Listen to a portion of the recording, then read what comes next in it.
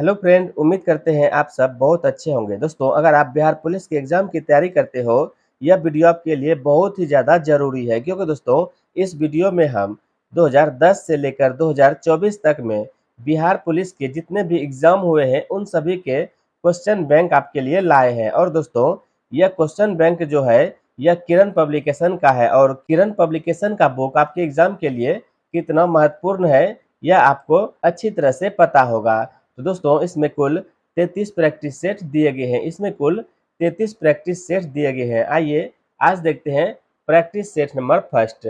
देखिए दोस्तों, अगर आप हमारे चैनल पर नए हैं तो हमारे चैनल को सब्सक्राइब कर लीजिएगा, क्योंकि इसमें हम पूरे 33 सेट लगाने वाले हैं। तो आइए वीडियो को स्टार्ट करते हैं और देखते हैं पहला सेट। देखिए दोस्तों, पहला सेट में हम 14/4/2010 में जो एग्जाम हुआ था उनका क्वेश्चन देखने वाले हैं।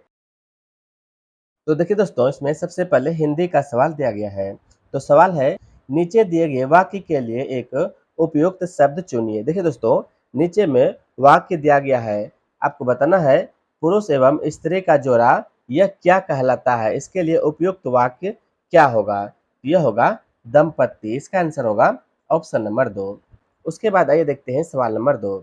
सवाल है, निम्नलिखित में से किस वाक्य में अकर्मक क्रिया है? आपको बताना है इनमें से किस वाक्य में अकर्मक क्रिया है। देखिए दोस्तों, अकर्मक क्रिया वह होता है जिस क्रिया में कर्म नहीं होता है। देखिए, जिस क्रिया में कर्म नहीं होता है वह अकर्मक क्रिया कहलाता है। तो ऑप्शन नंबर ए में है गेहूं पीस रहा है। देखिए दोस्तों, इसमें कर्म नहीं हो रहा है, इसलिए इसका आंसर होगा ऑप्शन नंबर 1, गेहूं पीस रहा है। यह एक अकर्मक क्रिया है। बाकी दोस्तों सब में कर्म हो रहा है। देखिए, मैं बालक को जगवाता हूँ, इसमें भी कर्म है।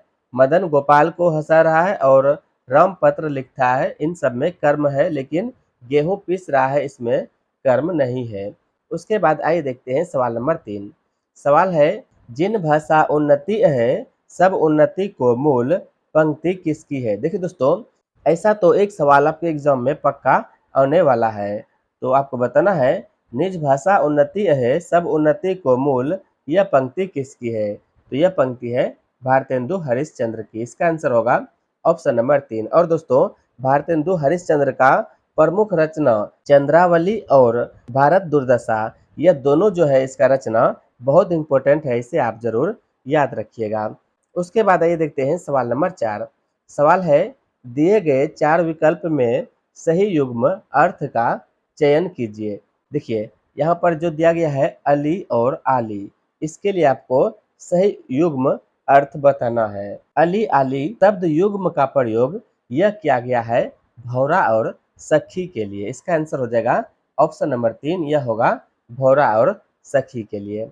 उसके बाद आइए देखते हैं सवाल नंबर 5। सवाल है, भारत का जोगी जोगना आन गांव का सिद्ध लोकोक्ति का सही अर्थ चुनिए। आपको इस लोकोक्ति का सही अर्थ बताना है। तो इसका आंसर होगा ऑप्शन नंबर 1, घर के ज्ञानी को सम्मान नहीं, मतलब घर का जोगी जोग ना आन गांव का सिद्ध। इसका आंसर हो जाएगा ऑप्शन नंबर 1, घर के ज्ञानी को सम्मान नहीं। उसके बाद आइए देखते हैं सवाल नंबर 6। सवाल है, सही वाक्य का चयन कीजिए। देखिए, यहाँ पर आपको 4 वाक्य दिया गया है, इसमें सही वाक्य आपको चुनना है। तो पहला है, आप असफल हो गए तो क्या करोगे? देखिए, पहला वाक्य ही यहाँ पर सही दिया गया है, इसका आंसर होगा ऑप्शन नंबर 1। उसके बाद अगला सवाल है, नीचे एक वाक्य दिया गया है, उनमें एक कलंकित शब्द है, कलंकित शब्द का अर्थ बताएं। देखिए, यहाँ पर जो कलंकित शब्द है वह मनुष्य कृतघ्न है, आपको कृतघ्न का अर्थ बताना है। तो इसका आंसर होगा ऑप्शन नंबर 4, यह होगा आसान परामर्श। कृतघ्न का अर्थ होगा आसान परामर्श। इसका आंसर होगा ऑप्शन नंबर 4। उसके बाद आइए देखते हैं सवाल नंबर 8। सवाल है, नीचे दिए गए वाक्य के लिए प्रयुक्त शब्द बताइए। देखिए, यहाँ पर वाक्य दिया गया है, किसी के गुण दोष का सम्यक रूप से विवेदन यह क्या कहलाता है? दोस्तों, यह कहलाता है समालोचना। इसका आंसर होगा ऑप्शन नंबर 2, यह होगा समालोचना। उसके बाद सवाल नंबर 9 है, पैर फैलाकर सोना मुहावरे का सही अर्थ चुनिए। तो पैर फैलाकर सोना मुहावरे का सही अर्थ होगा निश्चिंत होकर सोना। इसका आंसर होगा ऑप्शन नंबर 1। और दोस्तों आपके एग्जाम में एक मुहावरा से सवाल पक्का बनेगा, आप यह ध्यान में रखिएगा। उसके बाद सवाल नंबर 10 है, आजन्म शब्द का समास बताइए। आपको बताना है आजन्म शब्द कौन से समास का है। तो देखिए दोस्तों, जिस समास का पहला पद प्रधान हो और वह अवयव हो वह अवयवी भाव समास कहलाता है। तो देखिए इसमें पहला पद प्रधान है, आ जो है यह प्रधान है, तो इसलिए यह होगा अवयवी भाव। इसका आंसर होगा ऑप्शन नंबर 4। उसके बाद सवाल नंबर 11 है, नीचे दिए गए राशि शब्द का सही अर्थ चुनिए। देखिए यहाँ पर आपको राशि शब्द का सही अर्थ चुनना है, यह होगा ढेर। इसका आंसर होगा ऑप्शन नंबर 2। उसके बाद आइए देखते हैं अब अंग्रेजी का सवाल। देखिए क्वेश्चन नंबर 12 से 13 में आपको fill in the blank with most appropriate word, आपको यहाँ पर खाली जगह पे प्रयुक्त वाक्य को भरना है। तो सवाल है, India's unclear has come dense इंज, आपको बताना है खाली स्थान पर क्या यहाँ पर भरा जाएगा। तो दोस्तों इसमें थ्रू भरा जाएगा। इसका आंसर होगा ऑप्शन नंबर 2। उसके बाद सवाल नंबर 13 है, for the last few year I have become dense at handling my emotion, आपको यहाँ पर खाली स्थान पर बताना है क्या होगा। तो यहाँ पर होगा अडेप्ट। इसका आंसर होगा ऑप्शन नंबर 4, यह होगा अडेप्ट। और दोस्तों अडेप्ट का अर्थ होता है निपुण, इसे भी आप ध्यान में रखिएगा। उसके बाद आइए देखते हैं सवाल नंबर 14। सवाल है, choose the word which is synonym of the word given in the bold letters. देखिए दोस्तों 14 और 15 नंबर सवाल में आपको सिनोनिम इसका बताना है। तो यहाँ पर सवाल दिया गया है इवोक, इसका आपको सिनोनिम मतलब कि समानार्थी शब्द बताना है। तो देखिए इवोक का अर्थ होता है आह्वान, तो इसका आंसर होगा ऑप्शन नंबर 3, यह होगा कॉल फोर्थ। देखिए आह्वान का होगा पुकारना, कॉल फोर्थ मतलब पुकारना। आइए देखते हैं सवाल नंबर 15। उसके बाद देखिए आपको कॉनक्लेव का सिनोनिम बताना है। तो देखिए कॉनक्लेव का होता है निर्वाचन सभा, तो इसका आंसर होगा ऑप्शन नंबर 1, यह होगा प्राइवेट मीटिंग। इसका आंसर होगा ऑप्शन नंबर 1। उसके बाद आइए देखते हैं सामाजिक अध्ययन का सवाल। तो सवाल है, 1917 ईस्वी में कौन देश प्रथम विश्व युद्ध से अलग हो गया। आपको बताना है 1917 ईस्वी में कौन सा देश प्रथम विश्व युद्ध से अलग हो गया था। तो दोस्तों यह हुआ था रूस देश। इसका आंसर होगा ऑप्शन नंबर 2।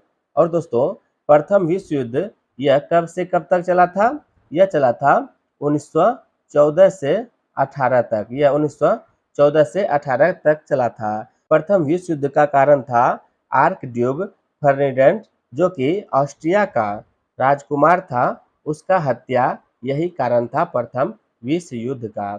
उसके बाद सवाल नंबर 17 है, वर्साई की संधि से सर्वाधिक क्षति किस देश को हुई। तो वर्साई की संधि से सर्वाधिक क्षति जो हुआ था यह हुआ था जर्मनी को। इसका आंसर होगा ऑप्शन नंबर 1। और आपको बता दें कि वर्साई का संधि यह कब हुआ था, यह हुआ था 28 जून 1919 को। वर्साई का संधि यह 28 जून 1919 को हुआ था, आप यह भी जरूर याद रखिएगा।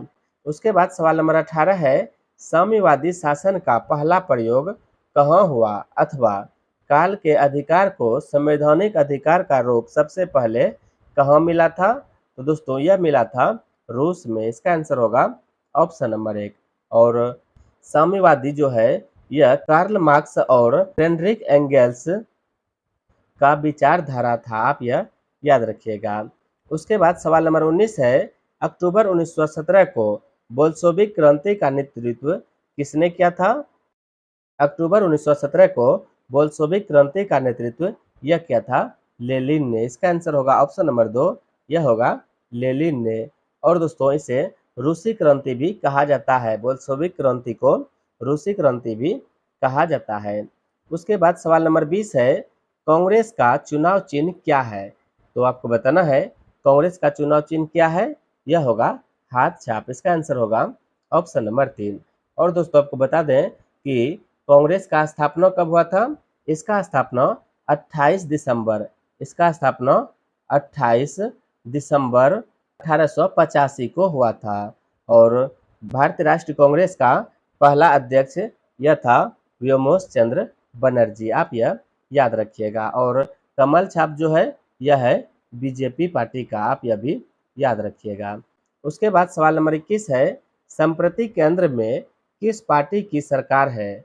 देखिए दोस्तों, संप्रति केंद्र में वर्तमान में भारतीय जनता पार्टी का सरकार है, इसका आंसर होगा ऑप्शन नंबर 1। और दोस्तों इसका स्थापना कब हुआ था? तो भारतीय राष्ट्रीय कांग्रेस का स्थापना यह हुआ था 6 अप्रैल, यह 6 अप्रैल 1980 को हुआ था इसका स्थापना, आप यह भी याद रखिएगा। उसके बाद सवाल नंबर 22 है, लोकतंत्र का कार्य संचालन किसके अभाव में असंभव है? आपको बताना है लोकतंत्र का कार्य संचालन किसके अभाव में असंभव है? तो दोस्तों राजनीतिक दल के अभाव में यह असंभव है। और वर्तमान में राष्ट्रीय पार्टियां कितनी है? देखिए दोस्तों, एक होता है क्षेत्रीय पार्टी और एक होता है राष्ट्रीय पार्टी। तो वर्तमान में कुल 6 राष्ट्रीय पार्टी या फिर 6 राष्ट्रीय दल है, आप यह जरूर याद रखिएगा। उसके बाद सवाल नंबर 23 है, इनमें से कौन क्षेत्रीय दल है? तो इनमें से जो है अकाली दलीय क्षेत्रीय दल है, इसका आंसर होगा ऑप्शन नंबर 3। उसके बाद अगला सवाल है, भारत में अंतरिक्ष प्रणाली से संबंधित स्थलों के युग्मों में कौन सा सही है? आपको बताना है इनमें से अंतरिक्ष प्रणाली से संबंधित युग्म कौन सा सही है? तो देखिए ऑप्शन नंबर बी में है विक्रम साराभाई अंतरिक्ष केंद्र तिरुवनंतपुरम, यह सही दिया गया है, इसका आंसर होगा ऑप्शन नंबर 2। और दोस्तों श्रीहरिकोटा में सतीश धवन अंतरिक्ष केंद्र स्थित है, आप यह याद रखिएगा। उसके बाद आइए देखते हैं सवाल नंबर 25। सवाल है, निम्नलिखित में से किसे जुड़वा खनिज कहा जाता है? तो दोस्तों सीसा और जस्ता को जुड़वा खनिज कहा जाता है। देखिए इसे जुड़वा खनिज इसलिए कहा जाता है क्योंकि प्रकृति में यह एक साथ पाए जाते हैं। उसके बाद सवाल नंबर 26 है, प्रथम स्वतंत्रता संग्राम के बाद मुगल बादशाह बहादुर शाह जफर को निर्वासित किया गया। आपको बताना है प्रथम स्वतंत्रता संग्राम जो 1857 की क्रांति हुआ था उसमें बहादुर शाह जफर को कहाँ भेजा गया था?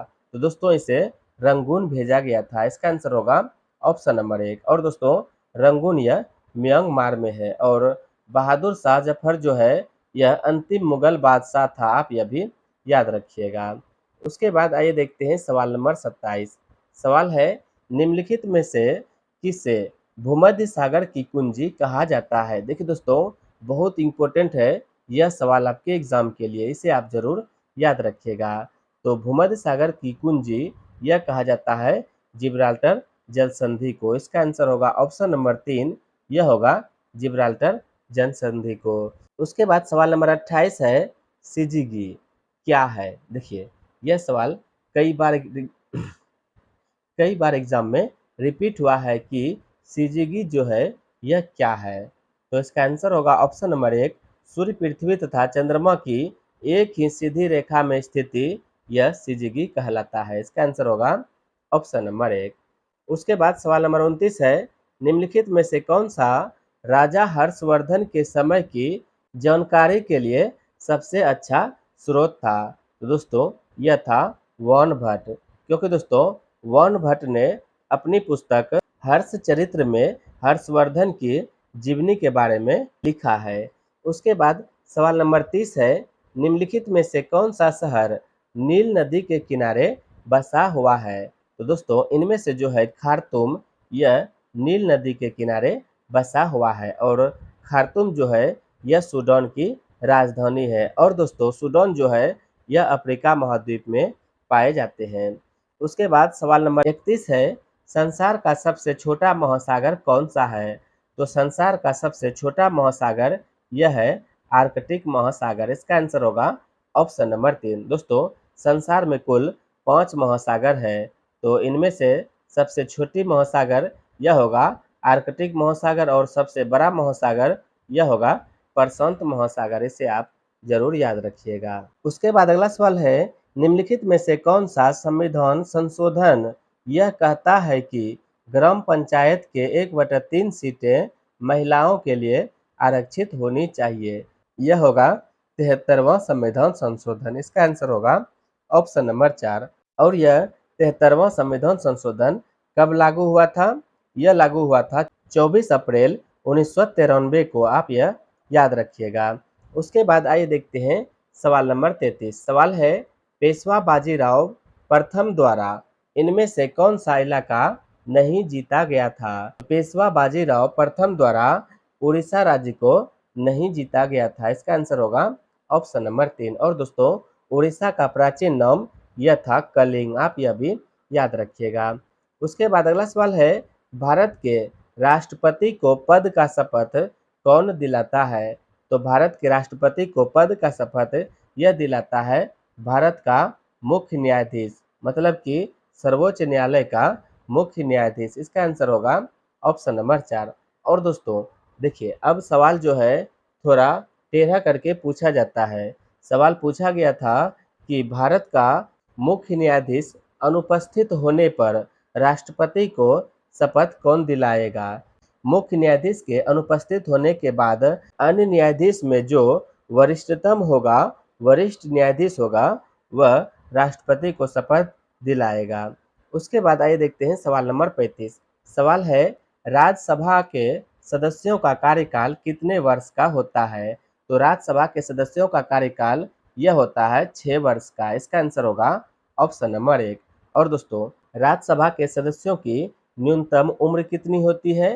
तो न्यूनतम उम्र राज्यसभा में 30 वर्ष होता है और लोकसभा में 25 वर्ष होता है। और लोकसभा के सदस्यों का कार्यकाल यह 5 वर्ष का होता है। आप यह भी याद रखिएगा। उसके बाद आइए देखते हैं सवाल नंबर 36। सवाल है, भारत में मुगल शासकों का निम्नलिखित में से कौन सा अवरोही क्रम सही है? आपको बताना है भारत में मुगल शासकों का इनमें से कौन सा अवरोही क्रम में सही है। देखिए दोस्तों, भारत में मुगल शासक का स्थापना यह किया था बाबर ने, मतलब मुगल वंश का संस्थापक यह बाबर था। बाबर का पुत्र हुमायूं था। उसके बाद हुमायूं का पुत्र अकबर, उसके बाद अकबर का पुत्र जहांगीर और जहांगीर का पुत्र शाहजहां था। इसलिए इसका आंसर होगा ऑप्शन नंबर 4। उसके बाद आइए देखते हैं सवाल नंबर 37। सवाल है, राज्य अपहरण नीति। देखिए दोस्तों, इसे हड़प नीति भी कहा जाता था। इसका शुरुआत किसने किया था? तो राज्य हड़प नीति का शुरुआत यह किया था लॉर्ड डलहौजी ने। इसका आंसर होगा ऑप्शन नंबर 2। और दोस्तों, इसने सबसे पहले किस राज्य को मिलाया था? तो इसने सबसे पहले जो है सतारा को मिलाया था। इसने सबसे पहले सतारा को मिलाया था इस नीति के तहत। उसके बाद सवाल नंबर 38 है, सिंधु घाटी सभ्यता से संबंधित स्थान लोथल जो है निम्नलिखित में से किस राज्य में है? तो लोथल जो है यह है गुजरात राज्य में। इसका आंसर होगा ऑप्शन नंबर 2, यह होगा गुजरात राज्य में। और दोस्तों, लोथल का उत्खनन किसने करवाया था? तो लोथल का उत्खनन यह 1957 में, कितना में? 1957 में रंगनाथ राव द्वारा करवाया गया था। और लोथल जो है यह भोगवा नदी के किनारे स्थित है। उसके बाद सवाल नंबर 39 है, निम्नलिखित में से कौन कौन से महासागर पनामा नहर से जुड़े हुए हैं? तो दोस्तों, अटलांटिक और प्रशांत महासागर जो है पनामा नहर से जुड़े हुए हैं। इसका आंसर होगा ऑप्शन नंबर 2।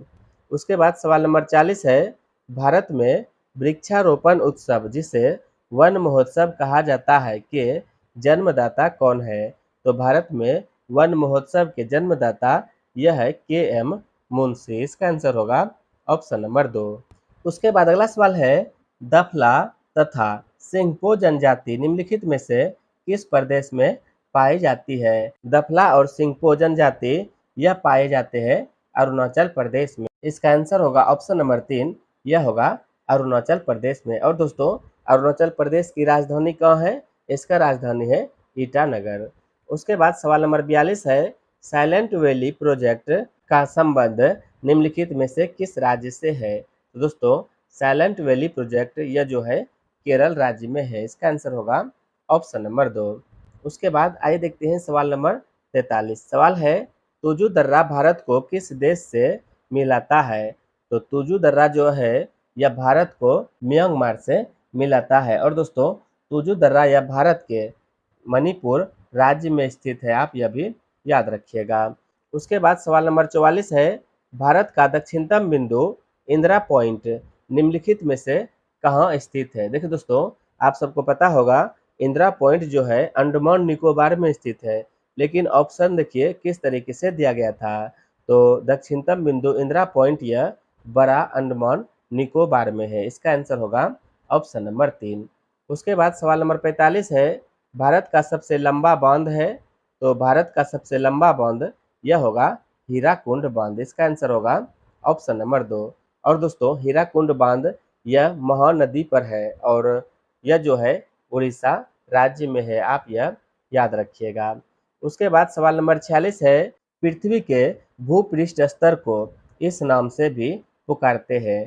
तो पृथ्वी के भूपृष्ठ स्तर को सियाल नाम से पुकारा जाता है। इसका आंसर होगा ऑप्शन नंबर 1। और दोस्तों सियाल नाम इसका क्यों पड़ा, क्योंकि इसमें सिलिका एवं एल्युमिनियम अधिक मात्रा में पाया जाता है। उसके बाद सवाल नंबर 47 है, किस अंग्रेज ने पहली बार भागवत गीता का अंग्रेजी में अनुवाद किया था। तो दोस्तों यह अंग्रेज था चार्ल्स विकलिंस ने। इसका आंसर होगा ऑप्शन नंबर 2। और दोस्तों इसका अनुवाद अंग्रेजी में कब किया था, यह किया था 1784 में। और दोस्तों 1784 में जो है भारत का गवर्नर जनरल कौन था, यह था वारेन हेस्टिंग, आप यह भी याद रखिएगा। उसके बाद आइए देखते हैं सवाल नंबर 48। सवाल है, निम्न में से किस भारतीय शासक ने आधुनिक तर्ज पर विदेशों में अपना दूतावास खोला था। तो देखिए टीपू सुल्तान ने आधुनिक तर्ज पर विदेशों में अपना दूतावास खोला था। इसका आंसर होगा ऑप्शन नंबर 4। और टीपू सुल्तान जो है यह मैसूर का शासक था। उसके बाद अगला सवाल है, संविधान के किस अनुच्छेद के अंतर्गत प्रत्येक राज्य अपनी मातृभाषा का प्रसार एवं अनुदेश प्राथमिक शिक्षा में लागू कर सकता है। यह होगा अनुच्छेद 350 के ए के तहत। इसका आंसर होगा ऑप्शन नंबर 3।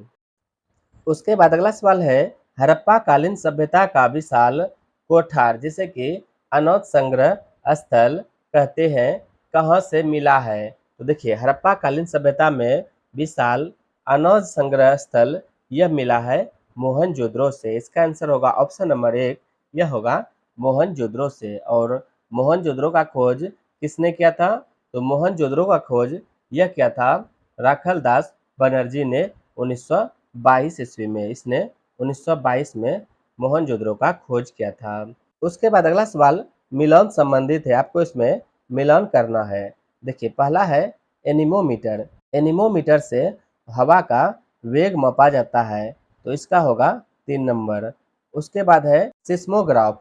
सिस्मोग्राफ से भूकंप की तीव्रता मापा जाता है, इसका होगा 1 नंबर। उसके बाद है हाइग्रोमीटर। हाइग्रोमीटर से आर्द्रता मापा जाता है, इसका होगा 4 नंबर। और दोस्तों बैरोग्राफ से वायुमंडल दाब मापा जाता है, इसका होगा 2 नंबर। देखिए ऐसा सवाल आपके एग्जाम में जरूर पूछा जाएगा। उसके बाद आइए देखते हैं अगला सवाल। अगला सवाल है, किस गवर्नर जनरल ने अपने को बंगाल का शेर कहा था। तो यह कहा था लॉर्ड वेलेस्ली ने। इसका आंसर होगा ऑप्शन नंबर 4, यह होगा लॉर्ड वेलेस्ली ने। उसके बाद सवाल नंबर 53 है, हर्षवर्धन के समय किस चीनी यात्री ने भारत की यात्रा की। तो हर्षवर्धन के समय हुएन सांग ने भारत की यात्रा किया था। इसका आंसर होगा ऑप्शन नंबर 4। और दोस्तों हुएन सांग को यात्रियों का राजकुमार भी कहा जाता है, आप यह याद रखिएगा। उसके बाद सवाल नंबर 54 यह भी है मिलान संबंधित। तो देखिए पहला है तमिलनाडु।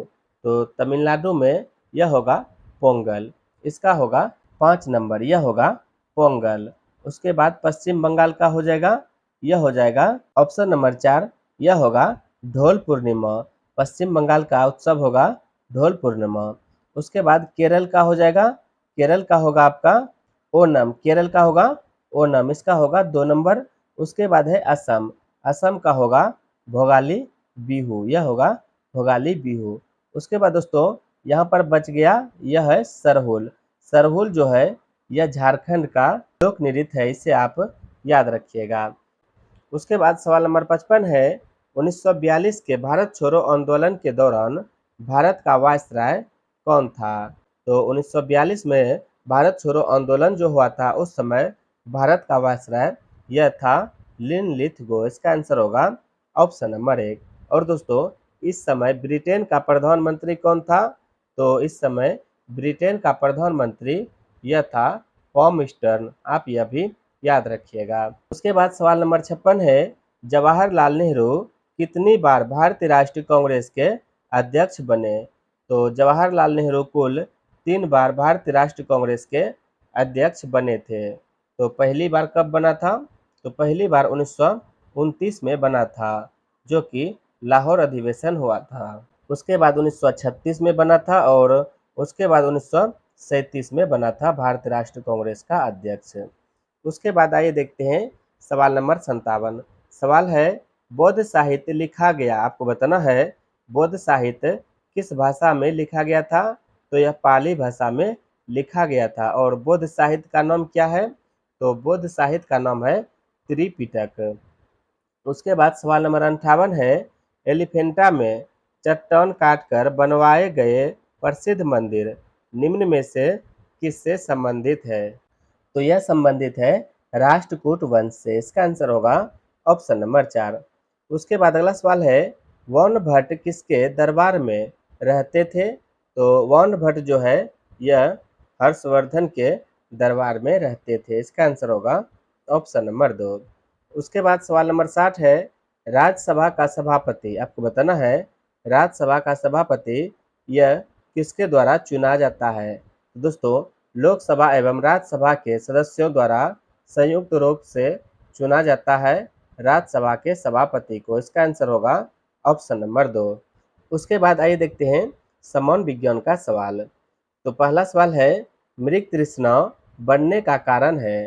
तो मृग तृष्णा बढ़ने का कारण यह होगा पूर्ण आंतरिक परावर्तन। इसका आंसर होगा ऑप्शन नंबर 1। और दोस्तों हीरे का चमकना यह भी पूर्ण आंतरिक परावर्तन के कारण होता है। उसके बाद सवाल नंबर 62 है, ब्लीचिंग पाउडर होता है, आपको बताना है ब्लीचिंग पाउडर यह किसका मिश्रण होता है? तो इसका आंसर होगा ऑप्शन नंबर 2, यह कैल्शियम क्लोराइड, कैल्शियम हाइपोक्लोराइड तथा बुझे हुए चूने का मिश्रण होता है ब्लीचिंग पाउडर। देखिए क्लोरीन को शुष्क बुझे हुए चूने से क्रिया करके विरंजक चूर्ण या ब्लीचिंग पाउडर बनाया जाता है। उसके बाद आइए देखते हैं सवाल नंबर 63।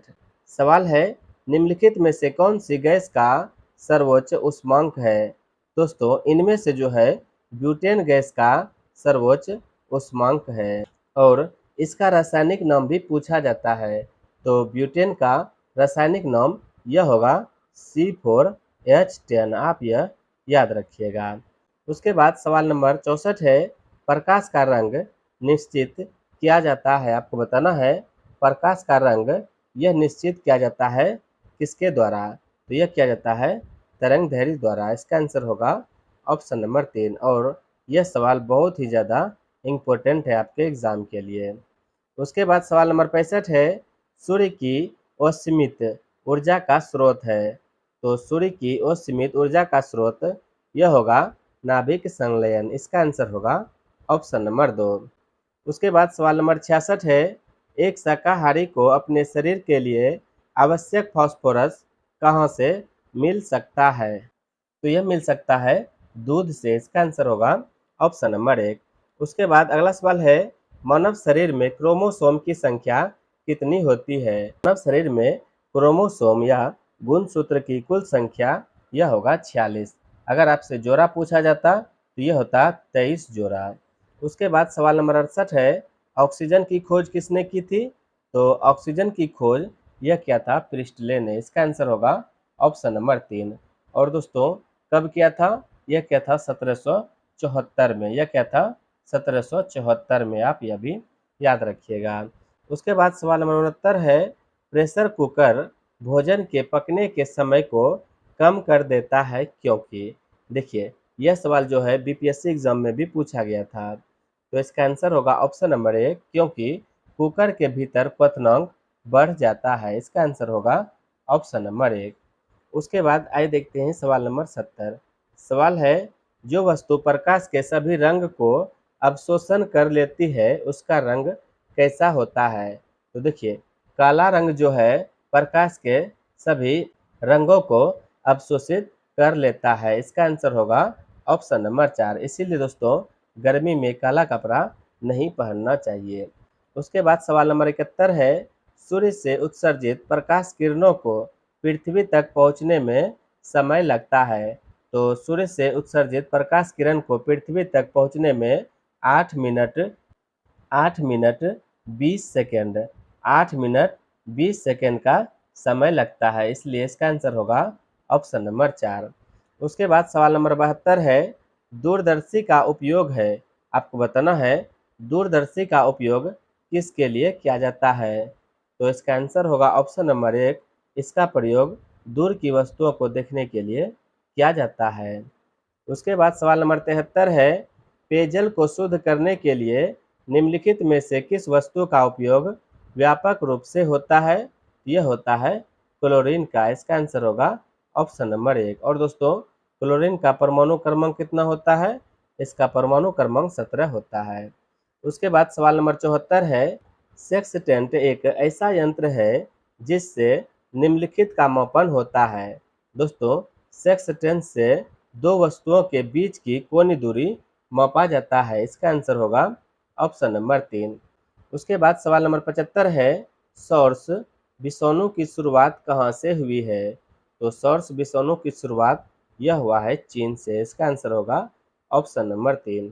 उसके बाद अगला सवाल है, क्रिकेटर गेंद को पकड़ते समय अपने हाथ को नीचा करते हैं, यह उन्हें किस कारण से चोट से बचाता है? तो यह होगा संवेग संरक्षण के कारण। इसका आंसर होगा ऑप्शन नंबर 2। उसके बाद आइए देखते हैं सवाल नंबर 77। सवाल है, रेफ्रिजरेटर में फ्रीजर को शिखर के पास में लगाया जाता है, क्योंकि दोस्तों इसे तप्त संपीड़न से दूर रखने के लिए जो कि तल के पास होती है। उसके बाद है सुविधा के कारण, और ऑप्शन नंबर 3 में है इसलिए कि वह संवहन धाराएं व्यवस्थित करके संपूर्ण आंतरिक भाग को ठंडा कर सके। इसलिए इसका आंसर होगा ऑप्शन नंबर 4, उपयुक्त सभी सत्य है। उसके बाद अगला सवाल है, पायरिया जो है निम्नलिखित अंग का रोग है, आपको बताना है पायरिया इनमें से किस अंग का रोग है? यह होगा मसूड़े का। और दोस्तों पायरिया बीमारी जो है यह जीवाणु के कारण होता है। उसके बाद सवाल नंबर 79 है, पानी के टैंक में बर्फ की एक गेंद तैरती है, जब बर्फ पिघल जाती है तो पानी का स्तर क्या होगा? तो दोस्तों बर्फ पिघलने से पानी का स्तर में कोई बदलाव नहीं होगा, यह अपरिवर्तित नहीं होगा। इसका आंसर होगा ऑप्शन नंबर 1। उसके बाद सवाल नंबर 80 है, पीसा की झुकी हुई मीनार क्यों नहीं गिरती है? तो देखिए पीसा की झुकी हुई मीनार इसलिए नहीं गिरती है क्योंकि मीनार के गुरुत्व केंद्र के बीच से ऊर्ध्वाधर रेखा मीनार के आधार के अंदर रहती है, इसलिए यह नहीं गिरती है। इसका आंसर होगा ऑप्शन नंबर 4। उसके बाद अगला सवाल है, फेहबिंग विलियन परीक्षण निम्नलिखित के लिए प्रयुक्त हो सकता है, आपको बताना है फेहबिंग विलियन परीक्षण इनमें से किसके लिए उपयुक्त हो सकता है? तो इसका आंसर होगा ऑप्शन नंबर 1, यह एल्डिहाइड के लिए उपयुक्त हो सकता है। उसके बाद अगला सवाल है, निम्नलिखित में से कौन सा अम्ल संतृप्त है, आपको बताना है इनमें से कौन सा अम्ल संतृप्त है। देखो दोस्तों यहाँ पर जो दिया गया है यह सभी असंतृप्त अम्ल है। संतृप्त अम्ल यह वश्य अम्ल होता है। इसका आंसर होगा ऑप्शन नंबर 4, इनमें से कोई नहीं। उसके बाद अगला सवाल है, हाइड्रोजन आबंध निम्नलिखित में से किस में सर्वाधिक प्रबलता से प्रदर्शित होता है? तो यह होता है आपका ऑप्शन नंबर 1 HF में। इसका आंसर होगा ऑप्शन नंबर 1। और दोस्तों हाइड्रोजन का खोज यह क्या था? हेनरी कैवेंडिश ने, आप यह याद रखिएगा। उसके बाद सवाल नंबर 84 है, एक एंगस्ट्रम बराबर होता है, आपको बताना है एक एंगस्ट्रम बराबर कितना होता है? तो इसका आंसर होगा ऑप्शन नंबर 2, यह होगा 10 पे पावर 8 सेमी। इसका आंसर होगा ऑप्शन नंबर 2। और एंगस्ट्रम जो है यह तरंग दैर्ध्य का मात्रक है। उसके बाद सवाल नंबर 85 है, निम्नलिखित में से कौन सा हाइड्रोकार्बन कोष्ठ ताप पर द्रव है? तो यह हो जाएगा आपका पेप्टेन। इसका आंसर होगा ऑप्शन नंबर 3, यह होगा पेप्टेन। उसके बाद सवाल नंबर 86 है, एसिटिलीन अविलेय है, आपको बताना है एसिटिलीन अविलेय है किस में? तो दोस्तों यह जल में अविलेय है। इसका आंसर होगा ऑप्शन नंबर 3। उसके बाद सवाल नंबर 87 है, क्लोरोफॉर्म किस एमीन के संयोजन में विशिष्ट होता है कि एमीन कार्बिलेमीन अभिक्रिया देने लगे? तो दोस्तों यह होता है प्राथमिक में। इसका आंसर होगा ऑप्शन नंबर 1। उसके बाद सवाल नंबर 88 है, ग्लाइकोल का स्वाद होता है? तो ग्लाइकोल का स्वाद यह मीठा होता है। इसका आंसर होगा ऑप्शन नंबर 1। उसके बाद सवाल नंबर 89 है, ऑक्सीकरण पर ग्लाइकोल देता है? तो ऑक्सीकरण पर ग्लाइकोल ऑक्सेलिक अम्ल और ग्लाइऑक्साइल ग्लाइकोलिक अम्ल यह सभी देता है। इसका आंसर होगा ऑप्शन नंबर 4, उपयुक्त में से सभी। उसके बाद सवाल नंबर 90 है, एक यौगिक जिसका आणविक सूत्र C3H6O है को हो सकता है? दोस्तों यह एक सांद्र अल्कोहल हो सकता है, एक कीटोन हो सकता है, एक एल्डिहाइड हो सकता है, इसलिए यह होगा उपयुक्त में से सभी। उसके बाद आइए देखते हैं गणित का सवाल। देखिए गणित का सवाल है, यदि x बराबर 0 हो तो कोस x theta plus x square बटे 22 बराबर होगा किसके? देखिए दोस्तों यहाँ पर x का मान 0 दिया गया है, तो यह हो जाएगा आपका कोस 0 डिग्री थीटा। उसके बाद प्लस x का मान 0 है तो यह होगा 0 का स्क्वायर, तो यह 0 ही होगा। उसके बाद होगा बटे 22। तो दोस्तों कोस 0 डिग्री थीटा का मान 1 होगा और प्लस 0 हो जाएगा, इसलिए इसका आंसर 1 ही होगा। इसका आंसर होगा ऑप्शन नंबर 3। उसके बाद अगला सवाल है, व्यंजक 1 माइनस आई बटे 1 प्लस आई इसका होल स्क्वायर किया गया है, इसका मान ज्ञात कीजिए यदि अंडर रूट आई स्क्वायर बराबर 1 दिया गया हो। देखिए दोस्तों इसे सबसे पहले आप a माइनस बी का होल स्क्वायर करिएगा और बटे में a प्लस बी का होल स्क्वायर कर लीजिएगा। इसे आप जब सोल्व करिएगा तो इसका आंसर आएगा ऑप्शन नंबर 1 माइनस 1। उसके बाद सवाल नंबर 93 है, यदि एक वस्तु की लागत 26 रुपये है और इसे 15% लाभ में बेचा जाता है तो इसका विक्रय मूल्य क्या होगा? देखिए 26 रुपया इसका मूल्य है और इसे 15% लाभ पर बेचा जाता है, तो यह हो जाएगा 26 गुना, देखिए 15% लाभ 15 या 100 में जुट जाएगा, तो यह होगा 115 बटा 100, प्रतिशत का 100 नीचे होगा। तो इसे आप जब गुना करिएगा यह हो जाएगा आपका 2990, यह होगा 2990। देखिए नीचे यहाँ पर 100 दिया गया है, इसलिए 2 अंक के बाद दशमलव हो जाएगा। इसका आंसर होगा ऑप्शन नंबर 2, यह होगा 29.90। उसके बाद आइए देखते हैं सवाल नंबर 94। सवाल है, एक 100 मीटर लंबी रेलगाड़ी जो 20 किलोमीटर प्रति घंटा की रफ्तार से चल रही है, एक टेलीफोन के खंभे को पार करने में कितने सेकंड का समय लेगा? आपसे इसमें समय पूछा जा रहा है, तो समय बराबर होगा दूरी बटा चाल। तो दूरी कितना है 100 मीटर, तो यह हो जाएगा 100 बटा चाल कितना दिया गया है 20 दिया गया है। लेकिन दोस्तों ध्यान दीजिएगा 20 जो है यह किलोमीटर प्रति घंटा में है, इसे आपको मीटर प्रति सेकंड में बदलना होगा। तो मीटर प्रति सेकंड में बदलने के लिए इसे 5/18 से गुना करना पड़ेगा। तो इसे आप कटा दीजिएगा, तो 20 से 5 बार में 100 और 5 से 1 बार में, तो बच गया 18। इसका आंसर होगा ऑप्शन नंबर 1 18 सेकेंड। उसके बाद सवाल नंबर 95 है, किस न्यूनतम संख्या को 6155 में से घटाया जाए कि उत्तर संख्या पूर्ण वर्ग हो? तो दोस्तों यह जो है वर्गमूल का सवाल है, इसे आप वर्गमूल बनाइएगा और उसमें जो शेष बचेगा वही आपका आंसर होगा। तो इसका आंसर होगा ऑप्शन नंबर 2, यह हो जाएगा 71। उसके बाद आइए देखते हैं अगला सवाल। अगला सवाल है, निम्नलिखित में से कौन सी भिन्न का मान सबसे अधिक है? देखिए, यहाँ पर आपको इसमें सबसे अधिक मान बताना है।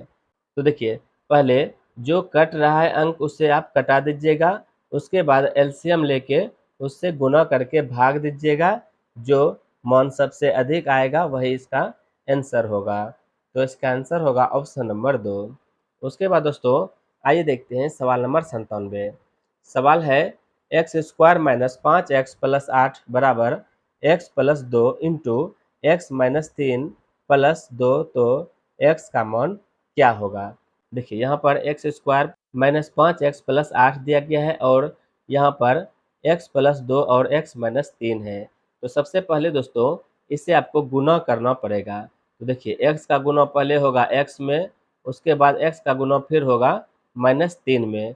उसी तरह 2 का गुना होगा x में, उसके बाद 2 का गुना होगा माइनस 3 में। इसे जब आप गुना करके लिखिएगा, यह हो जाएगा x square minus 5x plus 8 बराबर x square minus x minus 6 plus 2, यह हो जाएगा। और दोस्तों इसे जब आप घटाइएगा तो आपका आंसर आ जाएगा ऑप्शन नंबर 2, यह होगा 3। इसका आंसर होगा 3। उसके बाद आइए देखते हैं सवाल नंबर 98। सवाल है, साइन थीटा का अधिकतम एवं न्यूनतम मान है। तो साइन थीटा का अधिकतम एवं न्यूनतम मान यह हो जाएगा 1 और -1। अधिकतम होगा 1 और न्यूनतम हो जाएगा -1। उसके बाद सवाल नंबर 99 है, कितने मूलधन को 5% वार्षिक ब्याज दर पर 3 महीने के लिए जमा करने पर मिश्र धन 2025 रुपये हो जाएगा? देखिए, यहाँ पर आपसे मूलधन पूछा जा रहा है। तो दोस्तों देखिए, साधारण ब्याज निकालने के लिए दर और समय को गुना करते हैं। तो दर कितना है? यह है 5%। तो 5 लिखेंगे और बटा में प्रतिशत का 100 देंगे। उसके बाद गुना करेंगे समय से। समय है 3 महीना। तो देखिए, महीना को हमें साल में बदलना होगा, तो यह होगा 3/12। तो इसे जब कटाइएगा, यहाँ पर 20 हो जाएगा और यहाँ पर 4 हो जाएगा। यह हो गया 1/80। देखिए, 1 जो हुआ यह हो गया आपका अभी ब्याज, और 80 जो है यह हो गया आपका मूलधन। लेकिन हमें पता है यहाँ पर मिश्र धन, तो मूलधन में हम ब्याज जोड़ देंगे तो मिश्र धन पता चलेगा। तो 80 में 1 करेंगे तो 81। देखिए, 81 का मान हमें दिया गया है 2025। 2025। तो 80 का मान हमें ज्ञात करना है। तो देखिए, 81 से 25 बार में 20-25 कटेगा, तो 25 गुना 80 हो जाएगा। 25 गुना 80 जब करिएगा तो आपका आंसर होगा 2000 रुपया। इसका आंसर होगा ऑप्शन नंबर 4। उसके बाद अंतिम सवाल है, ए, बी और सी एक कारोबार शुरू करते हैं। ए बी से 3 गुना पैसा लगाता है और बी सी से 2/3 पैसा लगाता है। ए, बी और सी के पूंजी का अनुपात आपको बताना है। यहाँ पर कह रहा है ए बी से 3 गुना पैसा लगाता है और बी सी से 2/3 पैसा लगाता है। तो हम लिखेंगे यहाँ पर ए बी सी। पहले हमें इसे नहीं बैठाना है, पहले हम यहाँ से बैठाएंगे। यहाँ है बी सी से 2/3 पैसा लगाता है। देखिए, बी सी से 2/3 मतलब सी अगर 1 रुपया लगाता है तो बी 2/3 लगाता है। बी 2/3 लगाता है। और देखिए, अब यहाँ पर पढ़ेंगे ए बी से 3 गुना पैसा लगाता है। ए जो है बी से 3 गुना, मतलब कि 2/3 का 3 गुना लगाता है। तो 3 से 3 खत्म, इसका मतलब यह 2 लगाता है। तो इसे अब सॉल्व कर लीजिए। देखिए, नहीं कुछ तो नीचे 1 है, यहाँ पर भी 1 है। 3 का एलसीएम 3 होगा, तो 3 से सब में